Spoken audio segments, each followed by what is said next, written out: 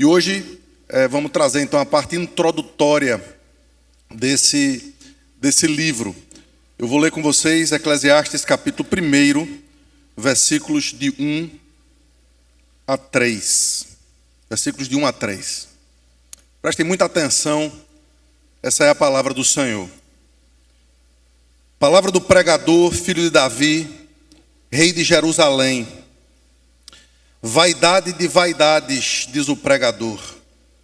Vaidade de vaidades, tudo é vaidade. Que proveito tem o homem de todo o seu trabalho, com que se afadiga debaixo do sol. Até aqui a leitura da palavra do Senhor. Eu queria chamar as crianças que pudessem vir aqui à frente. Bom dia, crianças. Eu vou ver se vocês estão aqui mesmo. Bom dia, crianças. Bom dia! Agora eu sei que vocês estão aqui. Existe uma forma dos pais de vocês estragarem vocês? Não. Existe. E eu vou dizer como é. É se eles derem tudo o que vocês querem na vida. Se todas as vezes que vocês chorarem e todas as vezes que vocês pedirem alguma coisa, para que vocês parem de chorar, os pais deem tudo a vocês, vocês vão crescer estragados. Vocês não vão saber o valor das coisas. O livro de Eclesiastes vai ensinar para a gente o verdadeiro valor de todas as coisas. E é exatamente por isso que a gente precisa aprender uma lição linda, que é a lição de saber que desse lado da glória, aqui onde a gente está vivendo, antes da gente chegar no céu, tudo que a gente pode ter não pode ser comparado com a glória que um dia a gente vai ter na presença de Jesus. E desde crianças, vocês precisam aprender a amar essa expectativa que o céu é real, que Jesus morreu na cruz do Calvário para levar a gente para um lugar onde tudo vai ser bom, perfeito. Mas aqui, a gente às vezes aprende, não por meio de tudo que a gente quer, mas por meio das lições que Deus apresenta para a gente na nossa vida. Então, quando os pais de vocês não derem alguma coisa que vocês querem, não fiquem com raiva ou chateados, não. Agradeçam, porque é para o bem de vocês. É para que vocês aprendam a crescer, dando o verdadeiro valor a tudo que vocês têm. Tá bom? Vamos orar? Senhor Deus, muito obrigado por tudo que a gente tem. A gente come, dorme, a gente tem o carinho das pessoas que nos amam e a gente tem a igreja. Mas, sobretudo, a gente tem o Senhor. Muito obrigado por tudo. Em nome de Jesus. Amém. Podem sentar lá e prestem muita atenção, tá bom? Queridos, imagine alguém perdido num deserto. E nessa peregrinação perdida, a sede chega. E nessa sede, num deserto você não acha água. Então em toda rocha, em todo cacto, em toda pedra, em todo local que possivelmente tem alguma coisa, esse viajante vai ali para tentar, quem sabe, achar um pouquinho de água. Para se dessedentar, para matar um pouquinho da sua sede. Mas nada satisfaz. A água não está ali. E de repente ele abre os olhos cansados e ele percebe ali de longe, talvez um oásis. E ele então começa a caminhar para aquele oásis e cada vez que ele tem essa imagem de um oásis na sua frente, e ele chega perto, ele percebe que está diante de uma miragem. E muito embora ele não consiga dessedentar, ele continua procurando, mas sem nunca achar. Muitos de nós estamos nessa vida precisamente como esse viajante, ou como esse homem perdido no deserto. Muitos de nós estamos buscando satisfação ou saciar a nossa sede em pedras, em cactos, em coisas, em circunstâncias, em emoções.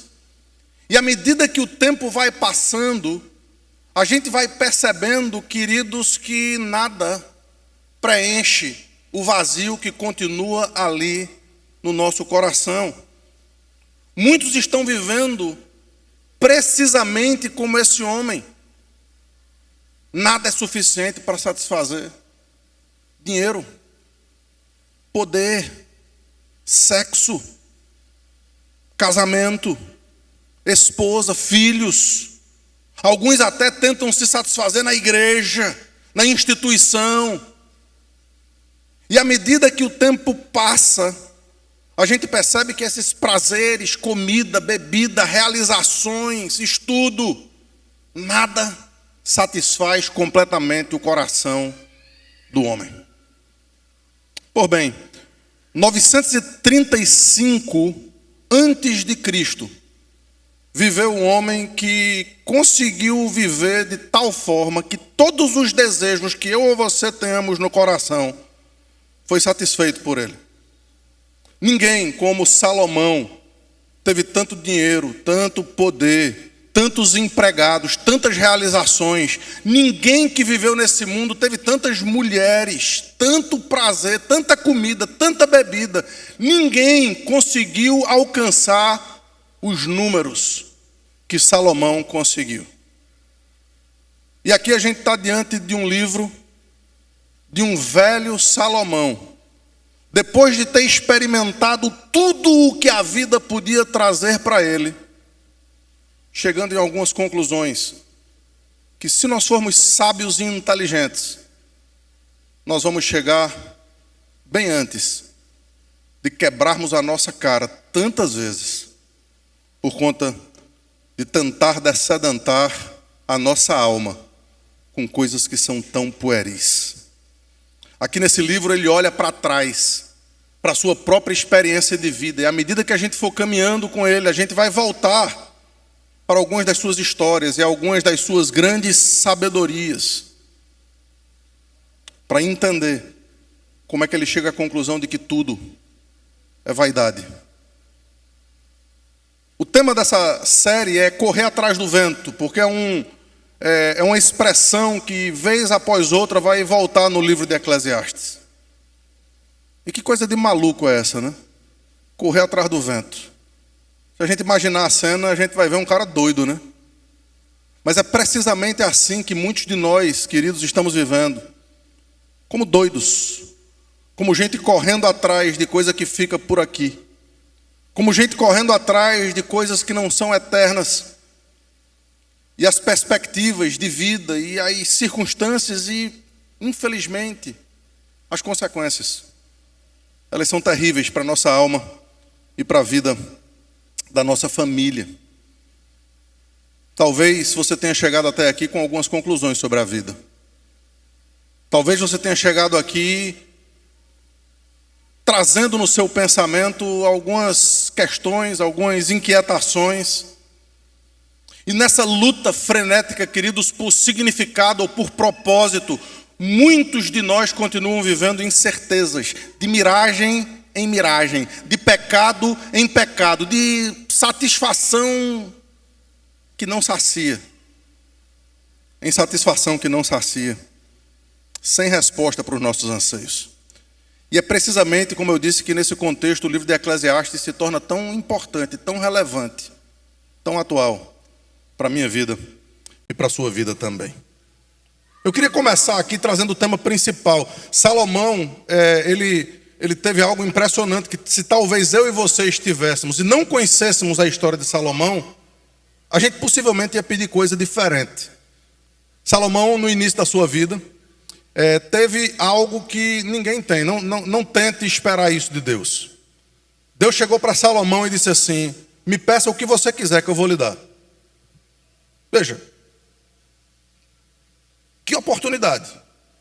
Tudo o que você quiser, você pode me pedir e eu vou lhe dar. O que é que alguém poderia pedir? E, via de regra, mais uma vez, se você agora já sabe a resposta, você conhece a história de Salomão, e é você dizer: eu ia pedir sabedoria. não é? Porque foi isso que Salomão pediu. Mas o fato é que quando não é em Deus que a gente está pensando, mas é no gênio da lâmpada, quando a gente tem essa historinha da carochinha aí, a gente diz, o que é que eu pediria? E certamente são esses pedidos, são esses desejos que vêm à sua mente, que estão no seu coração, que precisam ser desafiados nessa manhã. Salomão começa, o tema principal desse livro é a conclusão. Eu nunca vi, é muito raro, é muito difícil você começar com a conclusão. O cara tem que ser muito hábil para começar com a conclusão. É isso que ele faz aqui no versículo 2. Se você for honesto, querido, já deve ter chegado. Se continua buscando satisfação nas coisas desse mundo, veja como Salomão descreve isso aqui: vaidade de vaidades, diz o pregador, vaidade de vaidades, tudo é vaidade. Quando a gente pensa, não sei nem quantas vezes tem a palavra vaidade aqui nesse versículo, mas o fato, queridos, é que quando a gente pensa nessa palavra vaidade, no português eu e vocês pensamos em algo diferente do que ele verdadeiramente significa. A gente pensa em alguém que se veste bem, como eu sempre me visto bem, e que de alguma forma é bonito, que faz algumas coisas pensando em si mesmo. Isso é um aspecto de vaidade. A palavra vaidade aqui é vento, sopro. É alguma coisa que passa rapidamente. Essa palavra várias vezes é utilizada na Bíblia para falar sobre a nossa vida. Isaías diz que a nossa vida é como um sopro. É como um abrir e fechar de olhos. E a gente precisa entender que essa perspectiva é a perspectiva de quem entende e está fazendo uma comparação com a eternidade. A gente está orando por Magu aqui, que já passou dos seus 80 anos. E a gente tem criancinhas que, pela graça do Senhor, estão aqui escutando a voz do pastor e estão fazendo parte desse culto. E entre as criancinhas e Magu, ou quem quer que seja mais velho que Magu, Nilson está aqui para provar, que a diferença de idade, na nossa perspectiva, ela pode ser muito grande. Por quê? Porque a gente está fazendo uma comparação entre coisas palpáveis. A gente está fazendo uma comparação entre duas coisas que a gente pode olhar e perceber: os cabelos brancos de Magu e as criancinhas correndo aqui na frente. Entretanto, Salomão, ele não parte dessa perspectiva. É por isso que o termo abaixo do sol, é tantas vezes trazidas nesse livro. Porque a perspectiva dele é comparar toda a nossa existência, seja ela curta ou longa aos nossos próprios olhos, com a eternidade. Em outras palavras, queridos, o livro de Eclesiastes vai me ajudar e vai ajudar você, não a pensar nos próximos 10 anos da nossa vida, mas a pensar nos próximos 10 trilhões de anos. Porque estaremos, se você crê nisso, se você crê que a eternidade é real, se você crê que a vida eterna é algo que vai acontecer com você, você vai chegar também à conclusão de que muitas vezes você está correndo atrás de coisas passageiras. Você está correndo atrás de vento, de vaidade. Vaidade de vaidades. Tudo é vaidade. E é impressionante como até o final desse livro, no capítulo 12, versículo 8, já no fechamento, esse versículo é repetido, como que trazendo para o miolo, para dentro, que toda a beleza, toda a juventude, toda a glória, todo o esplendor, toda a riqueza, toda a boa comida, toda a mesa farta, toda a festa, toda a alegria, tudo o que acontece aqui, sem a perspectiva da eternidade, passa como um abrir e fechar de olhos. E se for essa a sua alegria, se for nessas coisas aquilo que traz para você algum tipo de prazer mais duradouro, o apóstolo Paulo traz uma má notícia para você. dizendo que você é o mais infeliz de todos os homens. Dizendo que nessa busca frenética, nesse frenesi de ter e de buscar e de crescer, você muitas vezes pode se esquecer daquilo que verdadeiramente pode trazer sentido para a sua alma. Como então aproveitar a vida, queridos? Como é que a gente pode aproveitar a vida? Muitas pessoas podem ler algo assim e dizer, então vamos cruzar os braços. Ou como o próprio Salomão diz em outro lugar, comamos e bebamos, porque amanhã morreremos. A vida não tem mais sentido então, a vida não tem mais graça então, e muita gente pensou isso sobre o livro de Eclesiastes. Muita gente que não entendeu o coração do livro, começou a vê-lo como algo antipático, como algo sem sentido, como algo que traz apenas a gente para baixo. Mas a gente vai perceber que é precisamente o contrário.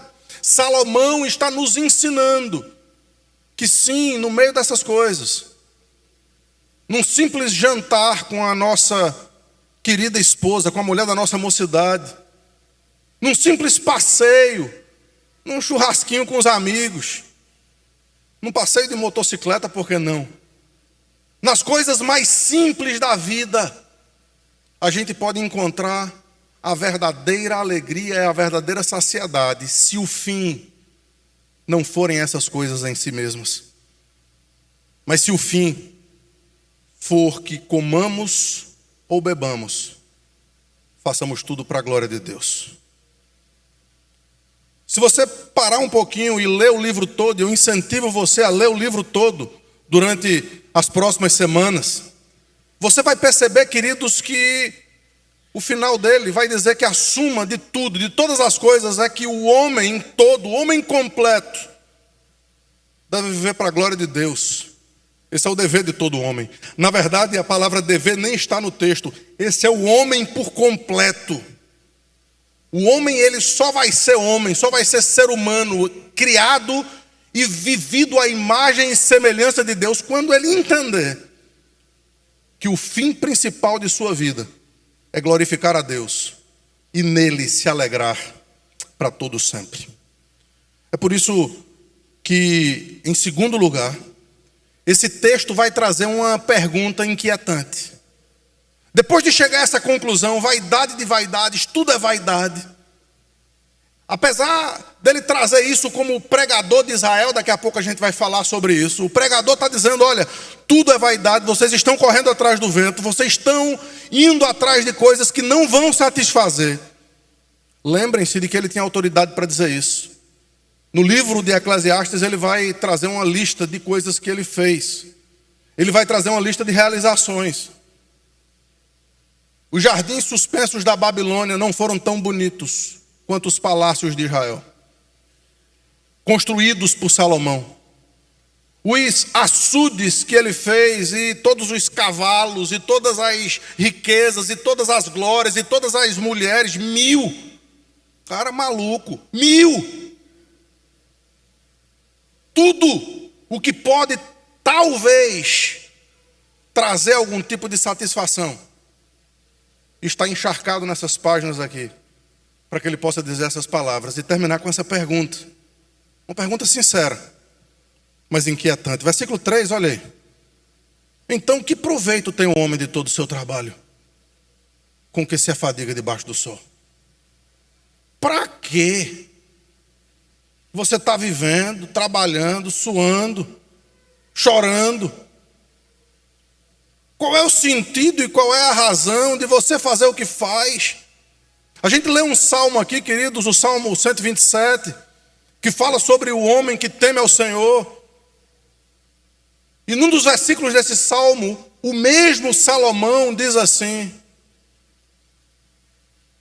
que não adianta você correr, acordar cedo, comer o pão que penosamente granjeastes, porque aos seus amados ele o dá enquanto dormem, enquanto descansam. Não o sono da ociosidade, não é isso que ele está falando, mas o sono do descanso no próprio Senhor.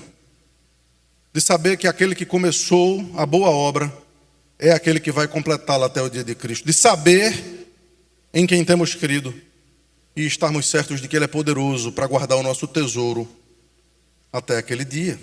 E ele vai voltar a essa pergunta, queridos, várias vezes. Capítulo 3, versículo 9, capítulo 6, versículo 8, e assim sucessivamente.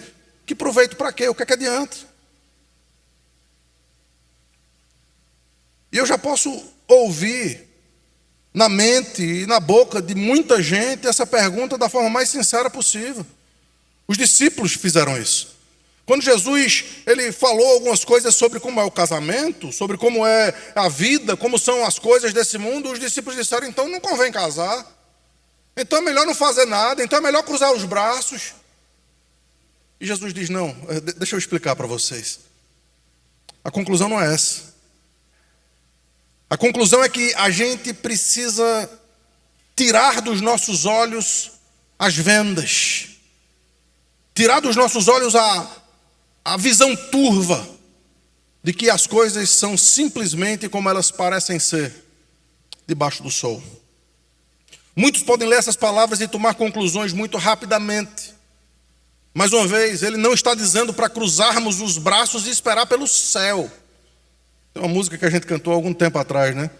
Que um lindo dia almejou encontrar e que o céu é lindo. O céu é maravilhoso. O céu é um lindo lugar. E é mesmo. Entretanto, a gente não está lá ainda. E a pergunta que Eclesiastes vai nos responder é como é que a gente pode viver aqui desse lado da glória, antes de chegarmos lá, com a perspectiva de lá. Eu me lembro de uma história que mexeu muito com a cidade do Recife, e aqui tem algumas pessoas que vão se lembrar dessa história também.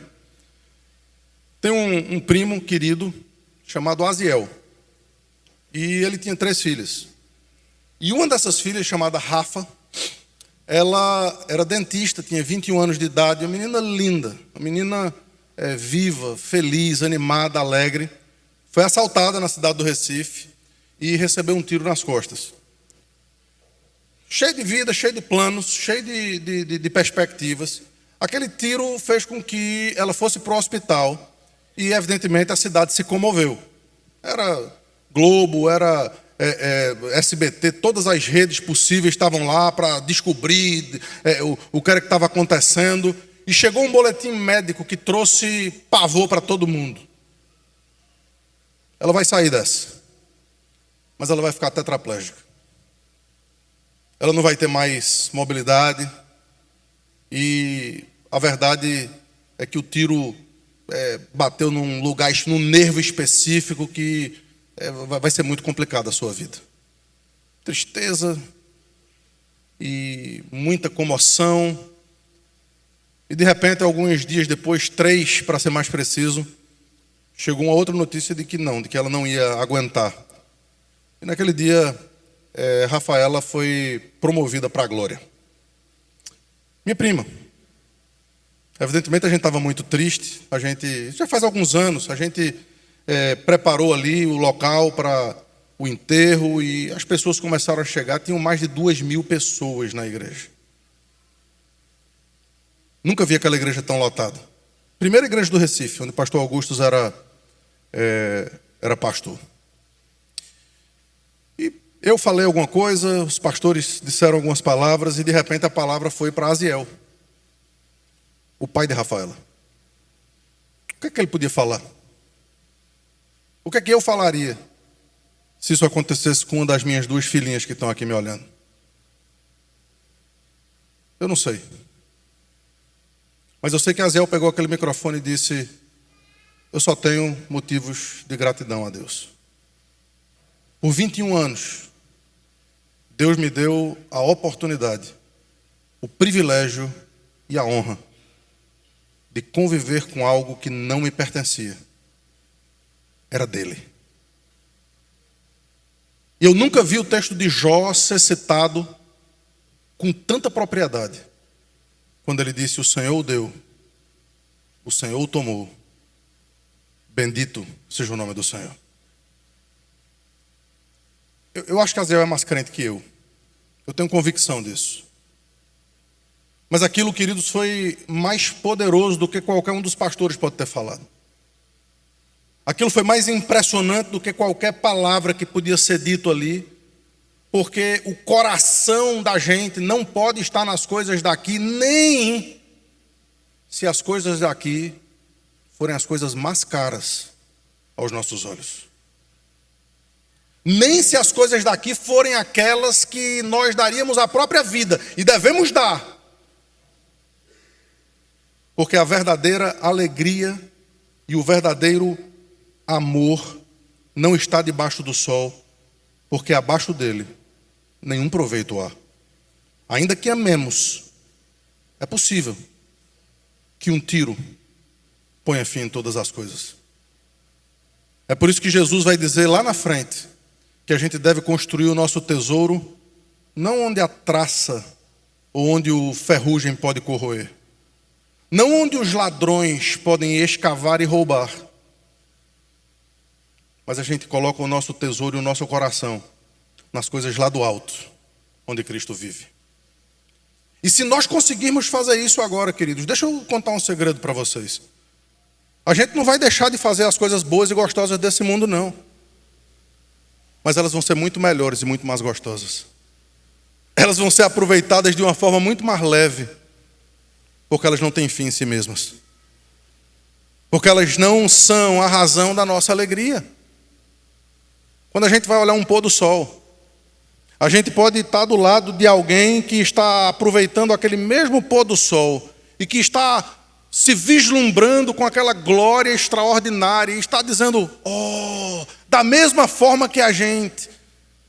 Mas se nós conhecemos o Criador e o pintor daquela beleza, a nossa alegria e a nossa perspectiva é diferente, ainda que do lado de fora a emoção seja a mesma. Mas nós sabemos que todas essas coisas são pintadas por Ele. É por isso que Timóteo diz que se a nossa perspectiva, Paulo diz a Timóteo, que se a nossa perspectiva for diferente dessa, por mais que a gente tenha, por mais que a gente cresça, por mais que a gente desenvolva, por mais que a gente seja sábio, a gente vai continuar infeliz, dando murro em ponta de faca e sem respostas para as grandes perguntas da vida. Mas onde é que Salomão poderia encontrar essas respostas? Me permitam agora, queridos, voltar ao início desse livro. Eu comecei do versículo 2 e 3 e a gente pulou o versículo 1. Porque eu queria que você notasse que eu estou dizendo aqui, já disse 3 ou 4 vezes que esse livro foi escrito por Salomão. E os estudiosos chegam a essa conclusão de uma forma muito tranquila. Foi Salomão, sim, que escreveu esse livro, não tenham dúvida disso. Mas note que ele não coloca o seu nome. Note que na sua apresentação ele simplesmente diz, palavra do pregador, filho de Davi, rei de Jerusalém. Nessa apresentação que Salomão esconde o seu nome, ele usa 3 ou 4 formas aqui para se apresentar, que não são expressões simplesmente acerca de si mesmo. Mas na narrativa bíblica, queridos, ele estava apontando para outro. Ele estava apontando para alguém que esse sim seria a palavra. Esse sim seria o pregador, o coelete, que é o título original desse livro, pastor. Ele sim era o filho de Davi. Ele sim era o rei de Jerusalém. Perceba que para mudar a nossa perspectiva, queridos, não vai ser um discurso daqui desse púlpito. Não vai ser alguma palestra que nós podemos ouvir simplesmente para mudar um pouquinho a nossa perspectiva, para sermos mais felizes. Qualquer religião pode fazer isso. Qualquer guru pode trazer esse tipo de respostas. Mas de uma forma extremamente sábia, Salomão se apresenta como palavra, logos. No princípio era o Logos, era o Verbo, e o Verbo estava com Deus, e o Verbo era Deus. Jesus Cristo, queridos, é a única possibilidade de nós conseguirmos reverter a nossa mentalidade. Ele é quem pode trazer para nós o verdadeiro conceito de arrependimento, que não é um mero remorso pelos nossos pecados, mas é uma completa transformação, mudança de vida e de caráter, para que as coisas desse mundo possam começar a fazer sentido para mim e para vocês. Palavra do Coelete, do pregador, do único pastor de Israel, como ele vai dizer no capítulo 12, também acerca do seu filho. Perceba, queridos, que ao se apresentar, ao dizer que a verdadeira sabedoria estaria nessas páginas, ele não diz, isso vem de Salomão. Ele diz, isso vem do filho de Davi, que muito embora estivesse falando acerca de si mesmo numa parte da história, o Novo Testamento aponta para Jesus como sendo o verdadeiro e esperado filho de Davi. O Messias que traria uma perspectiva tão diferente para a gente viver nas coisas mais comezinhas desse mundo. E por isso que ele é chamado no final de rei de Jerusalém. E as palavras aqui, a palavra para Jerusalém aqui, remete a gente para rei de Salém, rei de paz, palavra Shalom. Eu falei domingo passado aqui sobre Melquisedeque, o rei de Salém, que vinha com pão e vinho na mão, sendo ele mesmo a expressão que denotava aquele que viria em seu nome, aquele que viria no seu poder. Rei de paz, rei de justiça. Eu e vocês, queridos, não vamos conseguir mudar a trava da nossa mente e ainda estaremos atados às coisas desse mundo. Você vai continuar, depois de ouvir essa mensagem, a correr atrás do vento. Você ainda vai continuar, depois de ouvir essa mensagem, a buscar satisfação nas coisas que não satisfazem, se Jesus Cristo não mudar seu coração. Se o rei de Jerusalém, se o filho de Davi, se o verdadeiro pregador de Israel não for aquele que transformar você de dentro para fora, quebrar o seu coração. E a partir do momento, queridos, que a gente vive nessa terra que vende tanta ilusão, que vende tantas ideias e que promete tudo aquilo que nós já sabemos que não cumpre, urge que como igreja, eu e vocês, peçamos ao Espírito Santo de Deus que quebrante o nosso coração, para que o verdadeiro pastor de Israel possa fazer essa transformação tão necessária, para que os próximos dias da nossa vida sejam diferentes daqueles que já foram até aqui. Onde as alegrias, elas não vão ser passageiras. Onde as tristezas, elas não vão ser completas. Onde os desesperos, eles vão ser tão passageiros quanto a gente pode chegar no seu trono de graça, através do novo e vivo caminho que o nosso sumo sacerdote, de uma vez por todas, conseguiu por nós. E perceba que nessas três expressões, era precisamente isso que Salomão estava fazendo. Estava apontando para Cristo como profeta, como pregador, como sacerdote, como rei de justiça e de paz, e como o verdadeiro rei, o filho de Davi. A sua satisfação, ela não vai ser completa, ainda que você, como Salomão, tenha todas as coisas que esse mundo pode lhe oferecer. Ainda que você consiga todos os seus documentos, todo o dinheiro, todos os seus sonhos, ainda que você tenha uma família, vivendo num momento de tranquilidade, de paz, de segurança, ainda que as suas empresas estejam todas no azul, ainda que você esteja conseguindo entender que ao redor de você, você vai conseguir comprar a sua comida, você vai poder tomar o seu vinho, você vai poder fazer o supermercado mais rico possível, você vai poder ter os seus sonhos, você vai poder ter seu carro, sua moto, sua casa, você vai ter tudo que quiser. Essas coisas, elas são boas, mas elas não são absolutamente nada, são vento, são pueris, se elas não estiverem encharcadas de Cristo. E por outro lado, se por acaso nessa luta frenética você não conquistar aquilo que alguns outros conquistam, você não vai se desesperar, você não vai se entristecer, você não vai chorar por conta dessas coisas. Por quê? Porque o seu coração não está nelas. Porque a sua perspectiva, repito, não está para os próximos 10 anos, mas está para a eternidade, onde Cristo vive.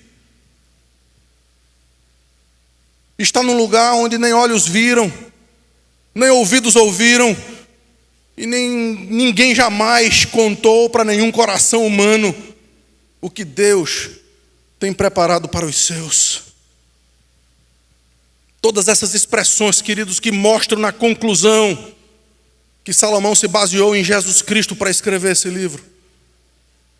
A gente vai perceber que debaixo do sol, capítulo 1, versículo 17, é que traz essa expressão que eu já usei tantas vezes, que diz assim: apliquei o coração a conhecer a sabedoria e a saber o que é loucura e o que é estutícia, e vim saber que também isso é correr atrás do vento, é vaidade, não tem sentido. Paulo diz aos Colossenses no capítulo 3, versículo 1: pensai nas coisas lá do alto onde Cristo vive, não nas que são daqui da terra. Contraste maravilhoso e interessante para a gente concluir aqui, queridos. É a gente perceber como Salomão vislumbrava as coisas e trouxe sabedoria para essas páginas. E como Jesus reverte de uma forma absolutamente linda, mostrando o verdadeiro valor de todas as coisas. A gente ao longo dessa série vai ver a riqueza de Salomão. Ele vai falar sobre ela. Vai ver sua sabedoria, suas realizações, seus empreendimentos, seus prazeres. E Salomão chega à seguinte conclusão: que toda essa glória debaixo do sol é como correr atrás do vento. Não tem glória nenhuma. Aí chega e pisa nessa terra o filho de Davi,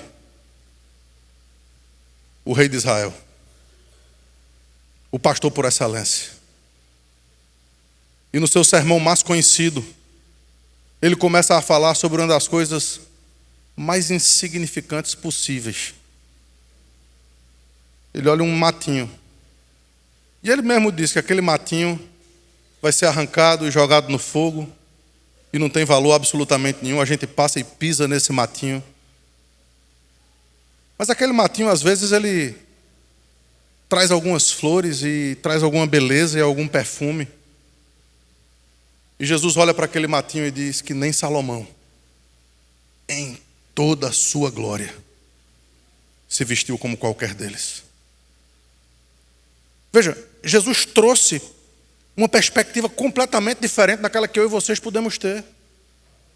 Toda a glória de Salomão é nada debaixo do sol. Mas com Cristo, um matinho que seja, é mais glorioso do que toda a glória de Salomão. Sabe por quê? Ele continua dizendo: porque se eu cuido de um matinho ou de um pardal, como é que eu não vou cuidar de vocês, homens de pequena fé? Entenda, queridos, o que Salomão vai ensinar para mim e para vocês é aquilo que Cristo trouxe com muito mais abundância e com muito mais clareza. Eu e vocês precisamos confiar nele, buscando em primeiro lugar o seu reino e a sua justiça. E todas as demais coisas nos serão acrescentadas. Você crê nisso? Se você crê nisso, eu peço a você que a sua oração hoje seja: Senhor, eu não estou vivendo assim. A minha perspectiva está sendo diferente. Me transforma e me muda. Eu vou pedir ao pastor Nil que possa vir aqui à frente e terminar com a oração.